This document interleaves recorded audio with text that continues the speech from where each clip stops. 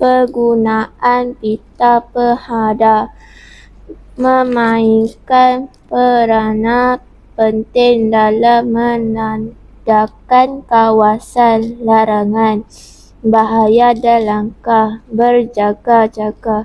Pita ini bukan sekadar alat kawalan, tetapi juga medium komunikasi visual yang membantu orang ramai memahami tahap risiko di suatu kawasan. Pita penghadang sangat penting dalam situasi yang melibatkan bahaya segera atau keadaan berisiko tinggi yang memerlukan sempadan yang jelas.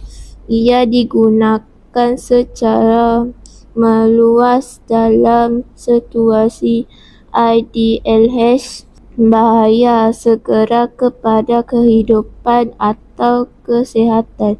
Contoh, tumpahan bahan kimia, runtuhan struktur, atau pendedahan kepada bahan berbahaya. Pita merah digunakan untuk menandakan kawasan berisiko tinggi yang hanya boleh dimasuki oleh kaki tangan yang diberikan kuasa kerana bahaya maut atau kecederaan serius. Jangan hampiri kawasan ini.